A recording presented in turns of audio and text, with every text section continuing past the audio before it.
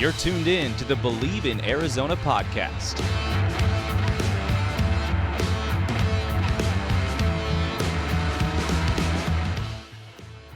Hello, Bear Down Believers, and welcome into the show. Happy Tuesday and a night where Arizona has night practice over at Arizona Stadium. We'll preview that, talk a little bit about where the Wildcats come in the AP poll rankings, and give you our latest practice report as we roll in to the third week of fall camp.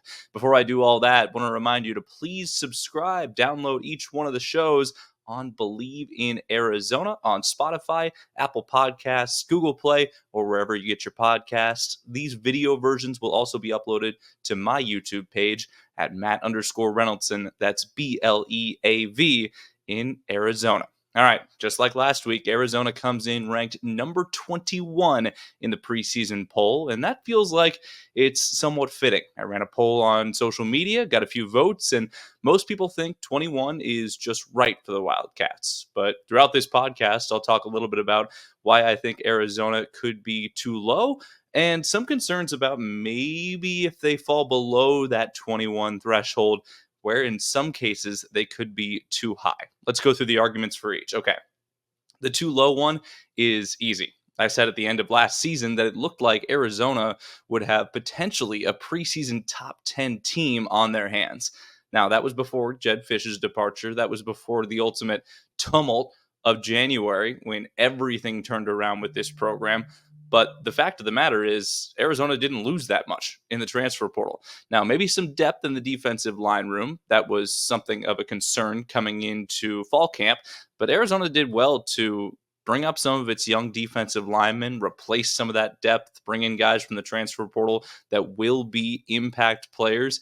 Chubamai comes to mind, the transfer from UC Davis, the heaviest player on Arizona's roster at 349 pounds, but also guys like Tai Uyunglele coming up in this program, Isaiah Johnson playing a lot at defensive tackle, other transfers that are working their way in at defensive end, whether that's Kayvon Darton from Syracuse or Trey Smith from San Jose State. Arizona has a lot of players now on the defensive line that where they have bolstered some of those issues. So I would say if that was the biggest concern coming into fall camp for Arizona, the Wildcats have answered that a little bit so far. Another concern coming into the season was the loss of running back production with the graduation of Michael Wiley and DJ Williams and the transfer of Jonah Coleman, who was the Cats' leading rusher last year. Well, we've talked about it a little bit ad nauseum that Arizona may have improved their running back room through the transfer portal, which is crazy to even think about because last year they far exceeded expectations as far as the running game was concerned, especially without much of a quarterback run game, with Noah Fifita being a mobile quarterback, but not someone who likes to get out on designed runs very often. The three transfers they brought in, Ja'Cory Krosky-Merritt from New Mexico, Quali Conley from San Jose State, and Kendrick Riscano from Ole Miss, have all emerged as the top three running backs for this team. So that's extremely important and will provide a lot of balance to this offense, especially with what offensive coordinator Dino Babers wants to run with this group. We know Arizona can pass the ball. That's not a question. Noah Fifita comes in to this year as one of the best passers in the Big 12 conference and just one of the best quarterbacks in the country overall in my mind.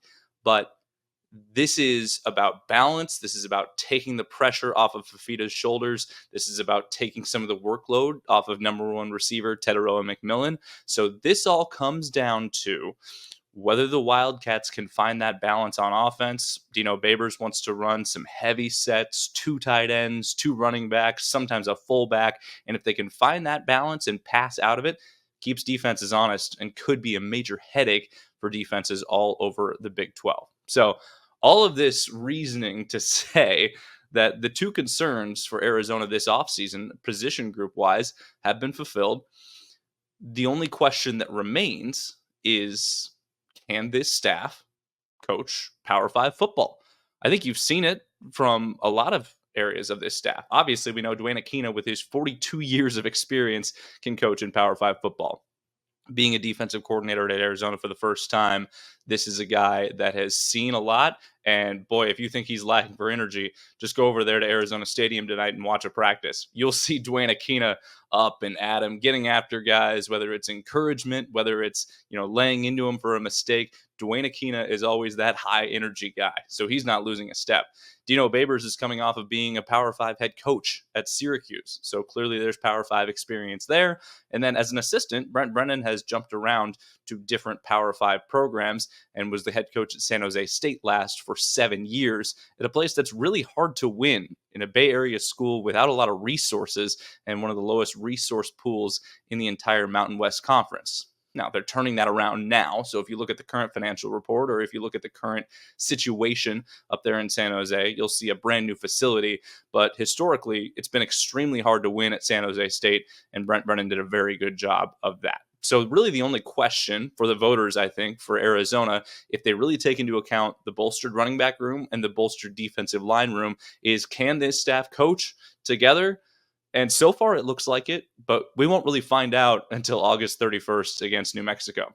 Speaking of New Mexico, there's another former head coach on this coaching staff in Danny Gonzalez, who coaches the Arizona linebackers. He's the former head coach at New Mexico. He also coaches special teams at Arizona. So just a wealth of experience in and of this staff.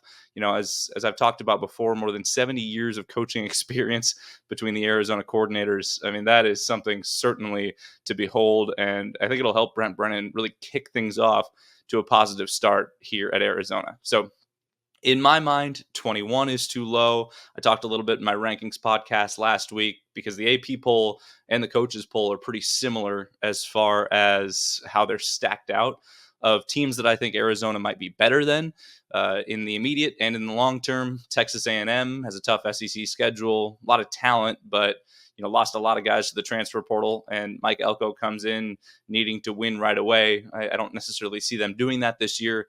Miami, I'm very high on, but I don't think they have done enough to earn a preseason ranking that's above Arizona. Miami coming in at 19th.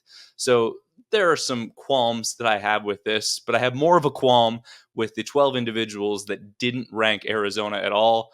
I think that really probably plummeted the Wildcats stock coming into this year. And you know what? As a former TV guy, I can say this. You're a TV person. Do your job, and watch the games. Do the research. I know it's hard being a TV person, but I saw 2 or 3 TV people in this poll that did not rank Arizona in the preseason. And if you have a vote in the AP poll, do your research to all areas of the country. There is no legitimate argument that Arizona should not be ranked in the preseason poll. But most people think that number 21 coming in at both the coaches and the AP poll is either just right or a little too low for the Wildcats. We'll see come September. It starts with New Mexico, obviously, and then NAU comes into town. Then you have really kind of the litmus test of the early part of this season. The litmus test of this coaching staff is week 3, a Friday night game on national television in the Little Apple, Manhattan, Kansas, and a Kansas State team that is preseason ranked, should be a top 25 matchup, probably a top 20 matchup at that point once the rankings kind of shuffle around, barring an unexpected loss by either KSU or Arizona in the early going. But that's a non-conference game between 2 Big 12 foes, probably a top 20 matchup, and an amazing litmus test for Arizona. Now, regardless of the result of that, the Wildcats get to lick their wounds, whether they're positive wounds, battle scars from a win, or trying to clean things up from a loss. They get a bye week immediately after that. And then they go to Utah, another tough game. So arguably their 2 toughest opponents of the season are in the first 2 weeks of conference foes, the first week of conference play coming at Utah, of course. Utah is the highest ranked team in the Big 12. I see it. It makes sense. They had a lot of good pieces in the transfer portal. Utah's always solid on defense. Kyle Whittingham is a heck of a coach. And really the most important piece for Utah is the fact that Cam Rising is back at quarterback for the Utes after missing all of last season with a knee injury. Now he's back, and he was certainly considered one of the top quarterbacks in the country a couple years ago. We'll see if he still has that step, that zip on the throw, and that leadership ability to be able to lead this Utah offense. They could be really good, but Arizona blitzed that team last year with a backup quarterback, and I think it's going to be a dogfight up in Salt Lake City on September 28th. So certainly excited to see that. And I think if Arizona, by some stretch of the imagination, comes out of September 4-0, we are definitely looking at a top 10 Wildcats team and firmly in the conversation at that point for the college football playoff. So Arizona's back on the practice field tonight for the second night practice at Arizona Stadium. And we learned a lot from Saturday, which guys can be really stepping up to the stage of what it's like to play in front of fans, to play in that true under the lights environment as they get ready for 2 night games to open the season at home against New Mexico and NAU. And Arizona is finding guys that are ready to step up to that level. Maybe no more than what we saw on Saturday night from Owen Goss. The Colgate transfer is one of the probably most impactful depth pieces in the secondary, and he is playing right now the stars position. We got a chance to talk to him and Genesis Smith yesterday after practice, and we really got an insight into why this stars position may be the most loaded on the team for Arizona. Now, the stars are a mix of a lot of different style of defensive backs. So to explain the group that Brett Arce coaches, it's safeties, but also nickels, also guys in the dollar package, rovers, slot corners. The star position is supposed to be the most versatile defensive back on the field. And Arizona runs a 4-2-5 defense. So in the base, which granted, a lot of times Dwayne Aquina chooses to go away from the base defense, but in that base defense, Arizona will have 5 defensive backs in the field. Now, that's good for the Wildcats because they return 5 guys in the secondary with legitimate starting experience at Arizona. And then bringing in great transfers, guys like Demetrius Freeney. He's seen action at corner, but more so guys that'll play a huge impact role this year. Marquise Groves-Killebrew has had an amazing fall camp. Owen Goss, the transfer from FCF's Colgate, has had an amazing fall camp as well. And he got to show his physicality under the lights Saturday night. Take a listen to his journey to Arizona and just what an interesting story Owen Goss has become as a reserve safety and maybe a starting star for this Arizona Wildcats defense. I actually got contacted by Coach Crowley, I think I want to say in like May, and I had already kind of been back at Colgate. I did spring ball there. He told me the situation here, and Coach Arce and Aquina did, and kind of just thought it was in my best interest, my family's interest to, come to Arizona. So that happened around like May, I think, early June. Cool story with Owen coming from an FCS school, Colgate in the Northeast there. Shout out to our scouting department, did a great job putting together a list of guys that came down late. He was a guy that was still available, and we liked his film. He showed a lot of versatility, a lot of toughness, and I think he's shown that here. He's really brought an older senior leadership in that room. Not that we need a ton of that because we have some good ones, but just another positive example for these young guys. Works really hard. Position versatility, does a lot of different things. So you guys were there at the scrimmage the other night, had a great night, showed how physically ready he was, and that this isn't a big jump for him. There's good players at all levels, and I'm happy we got him on our team. Just an opportunity to compete. I knew coming in, obviously, got a ton of experience in the defensive back room. Even Jen got a ton of time last year. You got Gunn, Dalt, Bobo, Stooks, they're all great players. So, one, I would say, obviously, I can compete with them and see where I stack up. And obviously, the dollar package, that's like another big thing that I know I'm going to be able to get an opportunity to get on the field and showcase my skills. And, yeah, like I said, just being around an elite group of defensive backs like this only makes you better. And it makes, I think, the whole room better when everyone's competing. So that was a big selling point for me. But if you're talking about the star position, then of course you have to talk about Genesis Smith, who's probably the most versatile athlete on the entire field for the Wildcats, and somebody that can play a lot of different positions for Arizona, somebody that is big and physical, can slide down into an outside linebacker role, can cover any athlete on the field in pass coverage, can come down and run support and thump some people. He had a huge play in the Alamo Bowl, grabbing an interception, and he is going to be a crucial part of this defense this year. Just a sophomore, but Genesis Smith looks to be one of the most valuable defenders on this Arizona defense. Just being a chess piece, going anywhere they really need me, just trying to learn the whole concept, just being a concept learner so I could go anywhere they need me, like you said. He's a fun piece, again, similar to Owen. He does a lot of different things for us, plays multiple positions, has a ton of range in the back end on the roof, and as a post safety, and also is great in his man cover skills. So having a guy like that with position versatility that puts the time in to learn all this stuff too, it's a fun toy to kind of play with, and gives us some flexibility to do a lot of different things. I think we got a lot of potential in the defensive back room, and I think if we just keep working, keep our heads down, we could be special this year. When you look at the star position for Arizona, they have such a handle on what they want to be overall as a defense that the star position doesn't necessarily stand out. It just kind of fits in the overall ideals of what Arizona wants to be as a defensive secondary and as a defense overall. Take Traden Stukes, for example.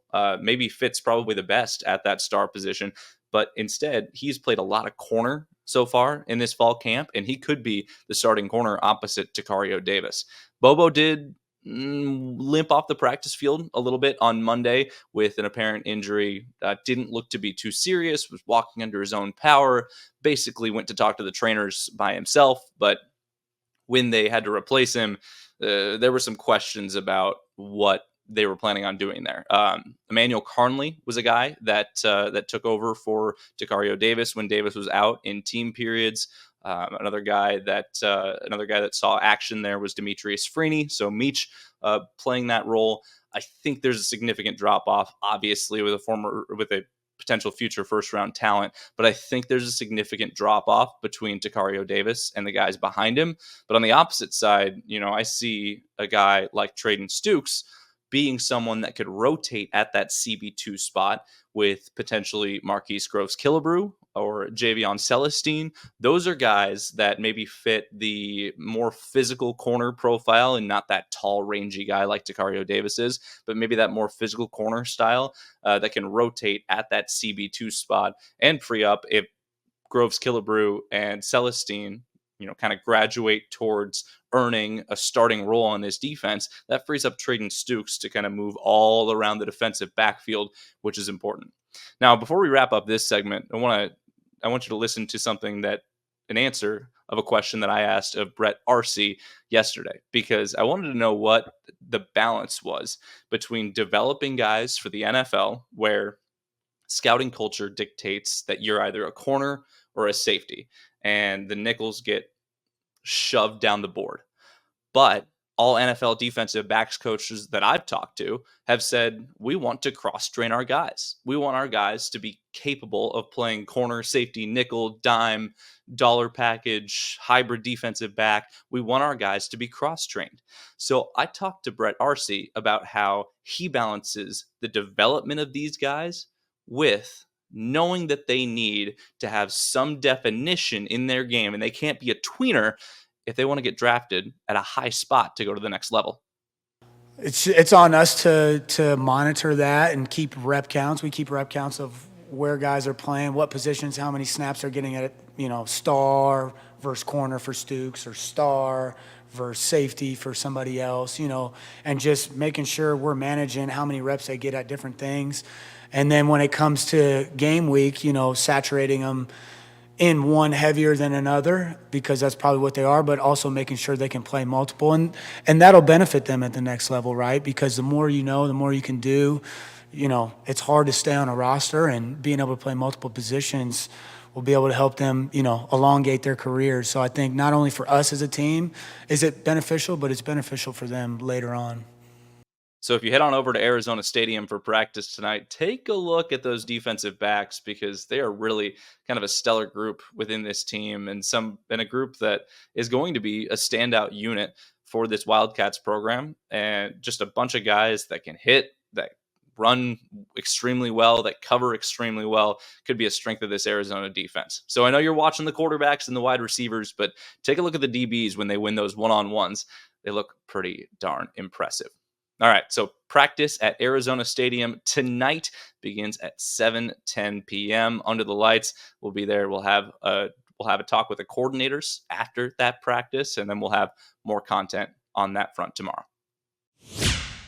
Before we wrap up here and get to the Bear Down Rundown, I want to go over my practice report from Monday, because certainly some things that turned some heads, and that included two of the starting receivers being in red no-contact jerseys. Montana Lamonius Craig went down on Sunday in practice, but it's a good sign to see that he's still running with team. No contact seems to be, a lot of the preference for this Arizona coaching staff so far in fall camp. They'll be a little bit more cautious with guys. That's just my read anyway.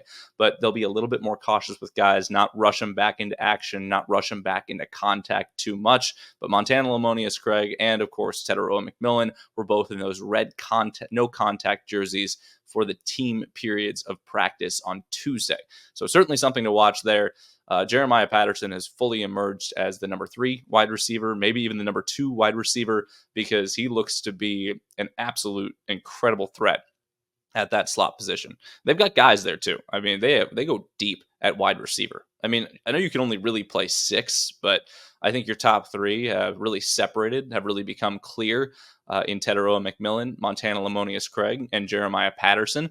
But you also got guys like Raymello Murphy, the Old Dominion transfer, who is going to play a factor within this room. And then you've got guys like Malachi Riley, who have had, a little bit of an injury-filled fall camp, has not been, participating in a lot of team periods. But other guys are fighting for position as well. Chris Hunter had a nice practice. Rex Haynes made a couple of stellar catches yesterday. You have A.J. Jones, who will try and see time as well. I mean, you have got guys all throughout this wide receiving room that could be impact players come this season. And so I think the depth there is impressive. And obviously your number 1 is still your number 1, but T-Mac maybe didn't have his sharpest day at practice yesterday. We'll see if he can bounce back tonight under the lights and seeing some of his first real team action in that sort of live setting. I expect him to still be wearing the red no contact jersey, but really he does need to see those live bullets at some point, and tonight at Arizona Stadium would be a very good opportunity for him to do that. Leif Magnuson was back at practice. That was big. Still not going through team stuff, but we have not seen Arizona's presumed starting right guard at practice a lot. He's been mostly with the rehab group and doing other things mostly throughout fall camp. So seeing him back was great. It seems like Arizona's coaching staff is being very cautious with this offensive line. And the only 2 guys that we have seen really kind of play every snap throughout camp with the ones are the 2 tackles, Jonah Savanaya at right tackle and Rhino Tapa'atotai at left tackle.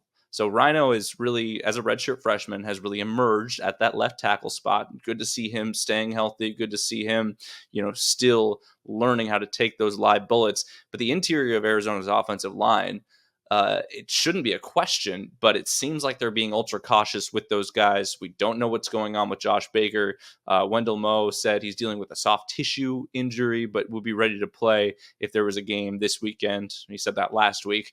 And then Leif Magnuson at right guard, no answers on what's going on with him, but certainly good to see him back at practice as well. TE3, tight end number 3. That seems to be one of the most intriguing battles of fall camp so far. Tyler Powell looks really good at that spot, but also Dorian Thomas may have had his best day of camp yesterday, hauling in a one-handed touchdown catch in the end zone in a short field scenario.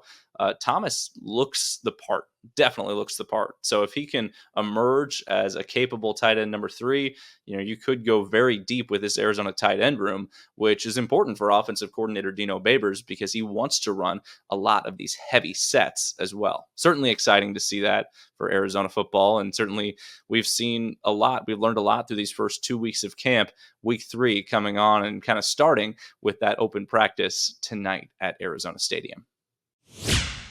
All right, as we begin to wrap up here on the Bleav in Arizona podcast, I want to bring you to the Bear Down Rundown, telling you what else is going on in Arizona athletics at the end of every show. And this week we'll focus on a pair of Wildcat women's sports.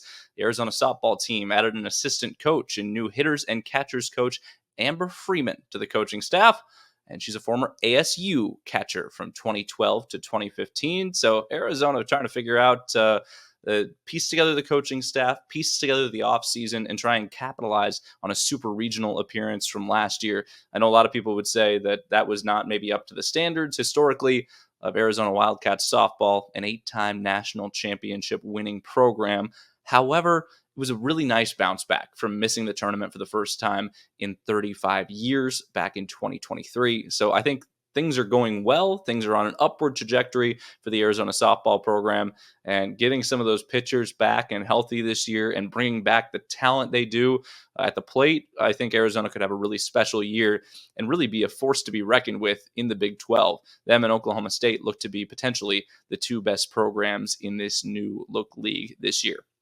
Arizona soccer begins the season this week, and starting it off Thursday night with a road match at Grand Canyon to begin the season. The Wildcats are back at home on Sunday, so excitement around Arizona soccer. I think they could have a very good year. Obviously lost some impact seniors, but this team gets more veteran. This team is probably also not going to see the brutal grind of a schedule that it did last year in the Pac-12 and the final year of that league. Obviously, USC and UCLA were a bear to face every single year, but also, you had your Stanfords, your Cals, great programs up there, just tough opponents for Arizona year in and year out. So the Wildcats soccer team could see a nice little boost this year. But of course, it starts Thursday night at GCU, the start of the fall season, and fall sports is finally here. Nice to feel that kind of coming together. And obviously we have to wait a couple more weeks for football to come around, and volleyball as well, but soccer kicking us off for the fall season, and it should be a really exciting 2024-25 school year for Arizona athletics. Of course, we'll continue to talk about it all year long and several times every week, as we do here on the Bleav in Arizona podcast. I want to remind you to please like and subscribe to the show. Tap the download button on each one of those podcasts on Spotify, Google Play, Apple Podcasts, or wherever you get your podcasts. And give me a view and a subscription on YouTube as well over on my YouTube page at Matt_Reynoldson. Once again, Arizona football night practice at Arizona Stadium tonight. We'll have a full recap of that, as well as what the coordinators had to say after practice on tomorrow morning's podcast. That'll do it for me. I'm Matt Reynoldson, your host of Bleav in Arizona. We'll talk to you tomorrow. Have a good day.